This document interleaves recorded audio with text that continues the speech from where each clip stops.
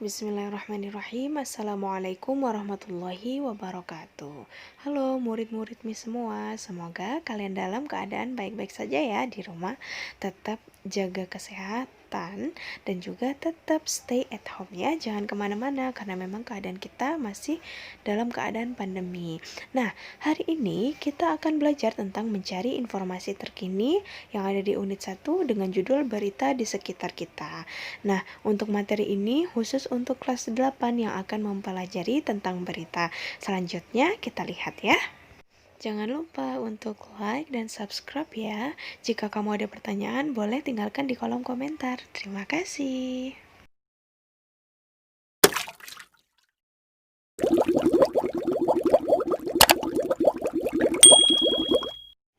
Pertama, kita akan masuk ke dalam berita di sekitar kita. Pada era sekarang, berita telah menjadi sahabat dalam kehidupan kita sehari-hari.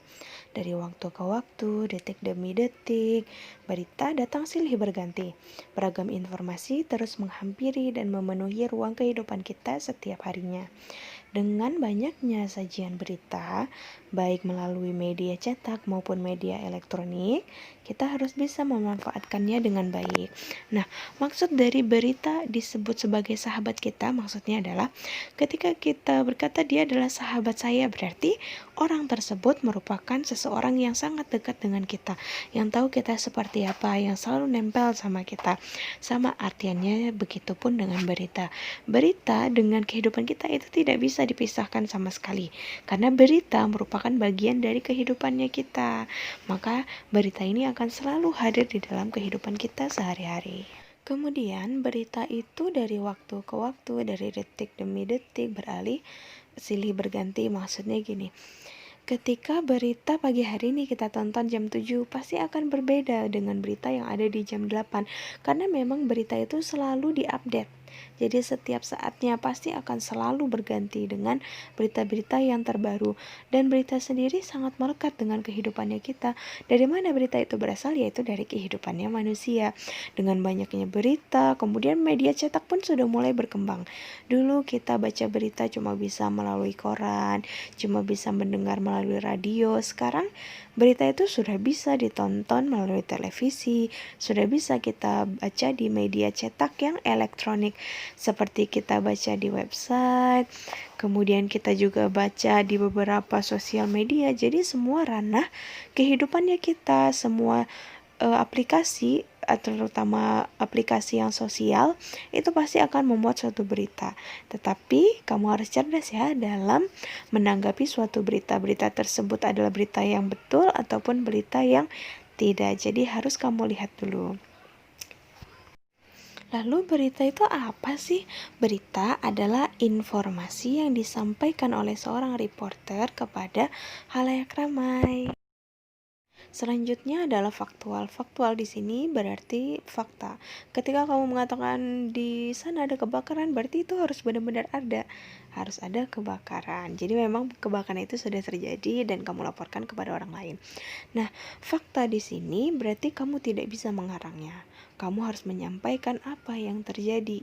Kemudian yang terupdate adalah berita. Artinya berita itu tidak selalu itu saja, selalu materi itu saja, tidak.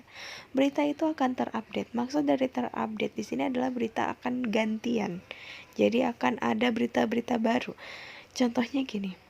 Dulu di daerah Yogyakarta ada salah satu siswa SMK yang membuat mobil listrik. Itu sudah lama kejadiannya. Kemudian berita terbarunya, di Amerika mereka sudah memuat mobil yang bisa terbang. Contohnya seperti itu. Jadi kita tidak membahas tentang si mobil anak SMK itu aja terus menerus, enggak. Tapi berita pasti akan berbeda-beda, materinya juga beda, negaranya beda. Jadi berita ini semuanya diupdate dari seluruh negara. Bahkan di Indonesia sendiri dalam waktu misalnya 1 jam itu sudah ada berita-berita yang terbaru. Gunanya itu untuk apa? Untuk memberitahukan ke masyarakat. Berita dari masyarakat diliput oleh seorang wartawan yang salah satu dari masyarakat pula, kemudian akan dipublikasikan, akan disebarkan oleh masyarakat. Gunanya untuk apa? Gunanya untuk mengambil hikmah ataupun menjadi sebuah inspirasi. Jadi kayak saya nggak suka berita, bodo amat gitu, nggak boleh.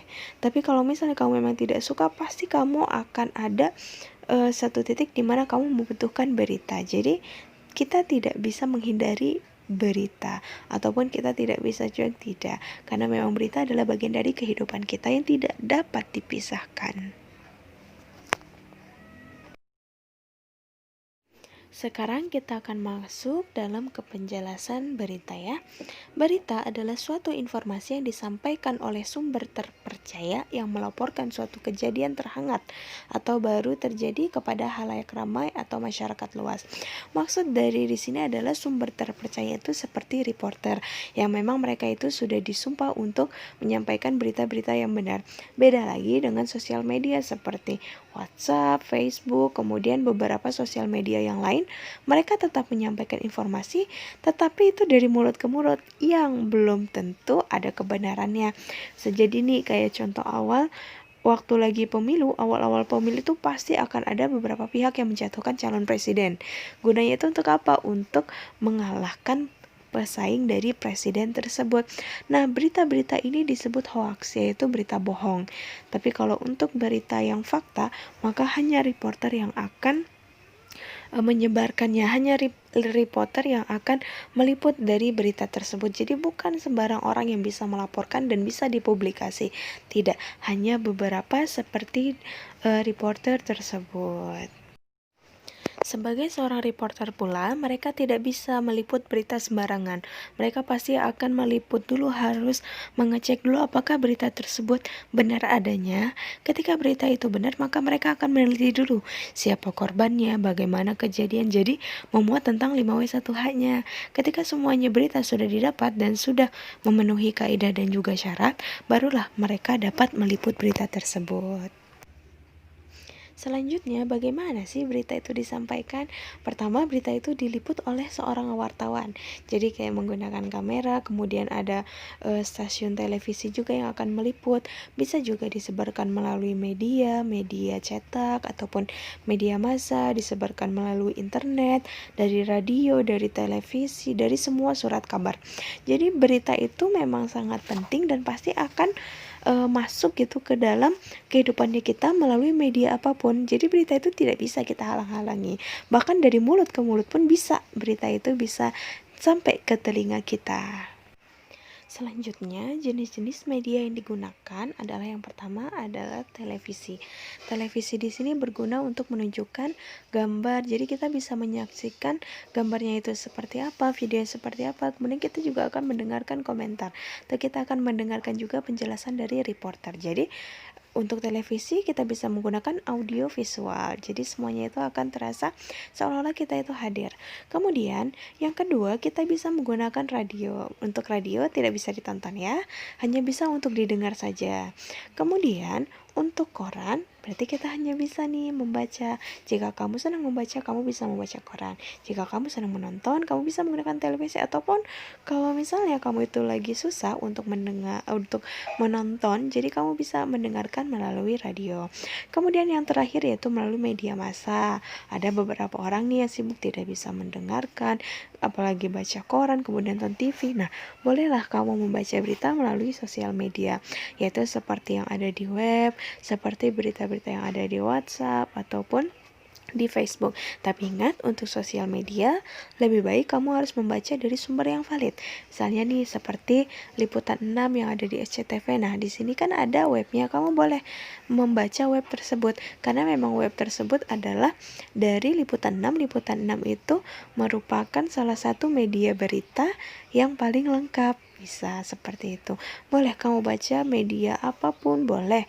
Terlebih lagi kalau misalnya koran, karena kan koran untuk zaman sekarang sudah banyak dihentikan atau orang-orang itu sudah beralih kepada ke sosial media karena memang dinilai cukup efektif dan juga dapat menghemat biaya yang dikeluarkan. Fungsi dari teks berita adalah memberikan informasi kepada masyarakat tentang kejadian sekitar. Informasi ini berarti adalah sesuatu hal yang penting yang wajib diketahui. Contoh nih, dolar itu dulu 1 rupiah itu hanya misal dolar itu 1 rupiah adalah 1 dolar misalnya. Kemudian sekarang naik 1 rupiahnya itu sekarang udah nggak berlaku untuk si dolar. Jadi untuk 1 dolar itu adalah misalnya 15.000 rupiah. Nah, di sini kan akan ada namanya perubahan, akan ada perkembangan dari dulu sampai dengan sekarang. Di zamannya Pak Soeharto sampai dengan zamannya Pak Jokowi, memang semuanya itu akan mengalami perubahan, akan mengalami perkembangan. Kemudian impact-nya itu untuk apa? Ya untuk masyarakat. Informasinya untuk siapa? Ya untuk masyarakat pula. Kemudian meliput tentang apa? Yaitu kejadian di sekitar. Bisa kejadian yang ada di tempat tinggal kita, kejadian yang ada di negara kita, ataupun kejadian yang ada di luar negeri. Jadi memang semuanya itu sangat penting. Contoh lagi nih, seperti kejadian COVID diinfokan. Di Australia sudah jatuh korban sebanyak 1.000. Kemudian di Indonesia sudah banyak jatuh korban sebanyak 2.000. Nah, berarti kita bisa melihat, oh, berarti COVID ini sedang melanda dunia. Karena efeknya COVID ini, maka seperti banyak orang-orang yang terjangkit, kemudian banyak pula yang meninggal. Jadi itu adalah informasi yang penting untuk diri kita, untuk masyarakat, dan juga untuk semua orang. Jadi kita tidak bisa memisahkannya dari kehidupan kita sehari-hari. Selanjutnya kita akan masuk tentang unsur-unsur teks berita. Biasanya kita akan menggunakan 5W1H, yaitu what, why, how, where, when, dan juga how. Nah, jadi unsur teks berita itu tidak hanya sembarangan kita buat, tetapi juga pasti akan memiliki sebuah patenan ataupun kunci-kunci yang harus kita penuhi. Jadi tidak sembarangan kita bisa membuatnya. Nah, unsur-unsur berita di sini adalah sangat penting. Coba kita lihat ya selanjutnya. Unsur dalam berita biasanya disingkat dengan adiksimba. A, apa, di mana, K, kenapa, si, siapa, M, mengapa, dan B, bagaimana. Nah, unsur-unsur tersebut sangatlah penting. Pertama nih, apa berarti akan menanyakan sesuatu hal yang terjadi, apa yang terjadi. Kemudian kalau di mana akan menanyakan suatu tempat. Kalau kenapa berarti akan menanyakan alasan tentang suatu kejadian. Siapa akan merujuk kepada orang.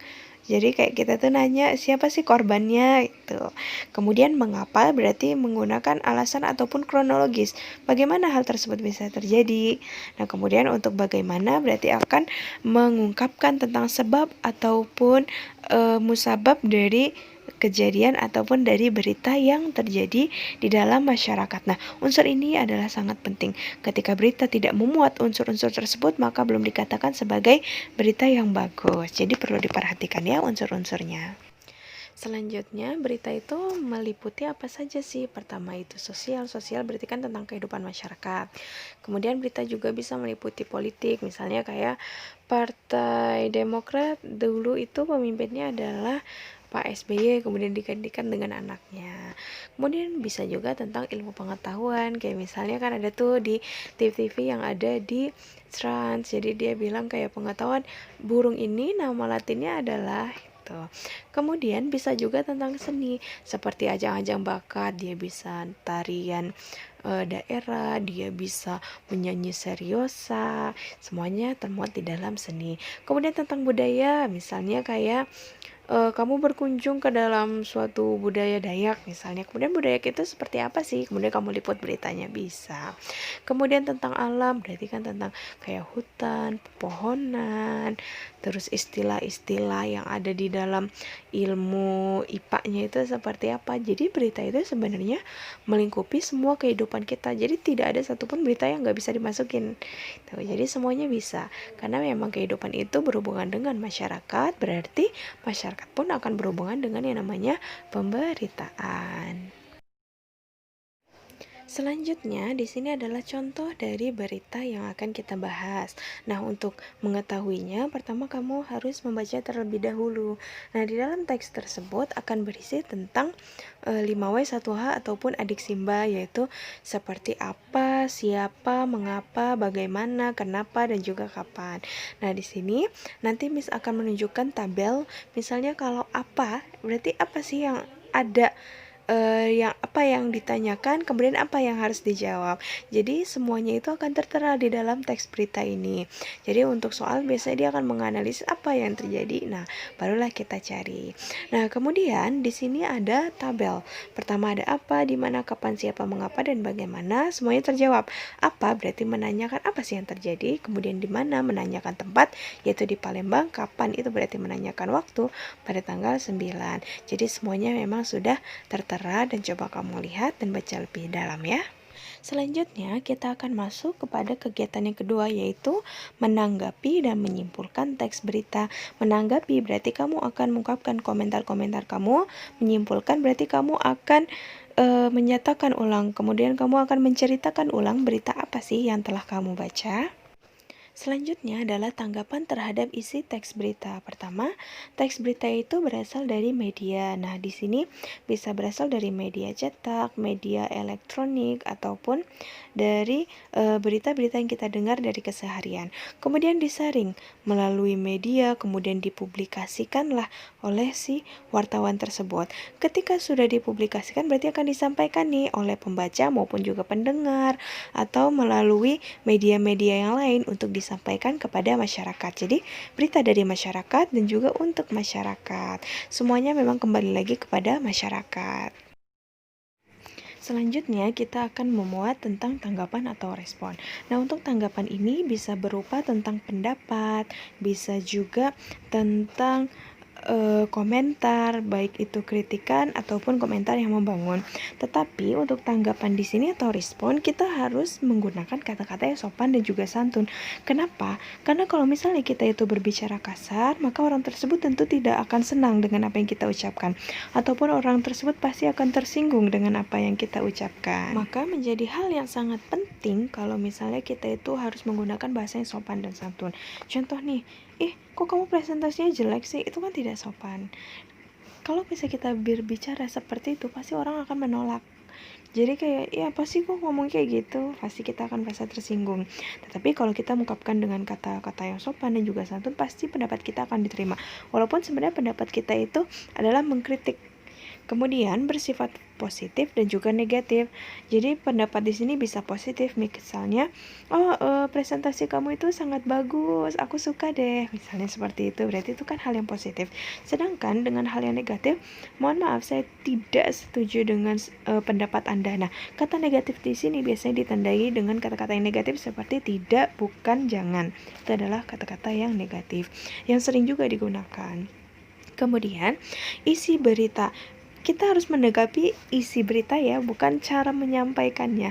Karena memang isinya itu adalah poin utama, ketimbang orang yang membawakan itu tidak termasuk di dalam cara menanggapi. Cukup hanya isi berita. Kamu boleh mengomentari bagian awal, kamu boleh mengomentari bagian isi, ataupun kamu mengomentari unsur-unsurnya juga tidak masalah.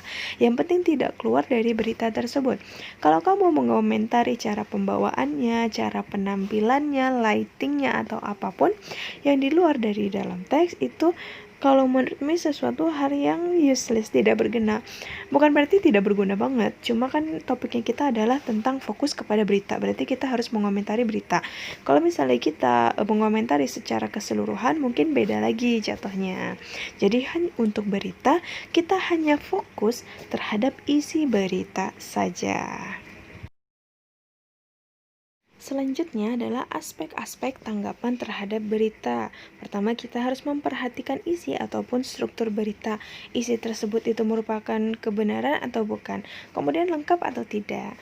Kemudian bahasa berita yang perlu diteliti adalah penggunaan kalimat. Sudah sesuai dengan kaidah yang ada ataupun belum. Kemudian pemilihan katanya itu sesuai atau tidak. Misalnya kalau ada seperti pembunuhan, boleh nggak sih kita mengatakan tentang pembunuhan atau kayak penghapusan atau penghilangan nyawa seseorang. Nanti coba diperhatikan lagi bagaimana sih cara menyampaikan berita tersebut. Contoh kalimat tanggapan. Kalau tanggapan setuju berarti contohnya gini, menurut saya pendapat Anda sangat bagus, saya setuju dengan pendapat Anda, atau kalau misalnya tidak setuju, mohon maaf, saya kurang setuju dengan apa yang Anda katakan. Contohnya seperti itu. Jadi harus ada tanda ataupun harus ada kata persetujuan dan tidak kesetujuan yang kamu miliki. Kemudian kamu harus mengungkapkan faktanya itu apa. Jangan sampai kamu itu asal komentar saja. Itu tidak boleh dan tidak akan diterima oleh orang lain. Contoh kalimat tanggapan. Di sini ada beberapa contoh yang bisa kamu gunakan untuk menanggapi sesuatu.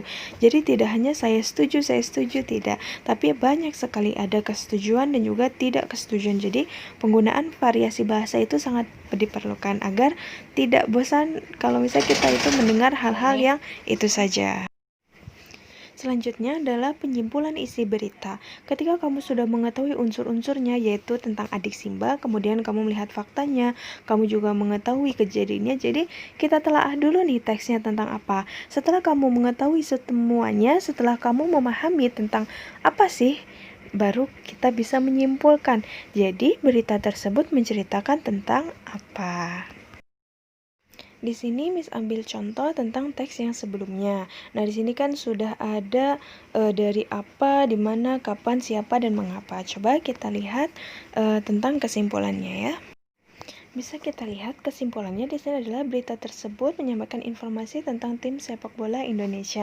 Nah, jadi untuk kesimpulan ini bisa kamu simpulkan dari yang adik Simba tersebut. Kamu tidak perlu membaca balik lagi, cukup kamu simpulkan saja dari pernyataan yang atas. Atau kalau misalnya kamu membutuhkan informasi yang lebih, kamu boleh membaca lagi, kamu boleh menelaah lagi. Jadi untuk mendapatkan kesimpulan itu memang tidaklah mudah. Jadi butuh untuk membaca ulang lagi, memahami ulang lagi.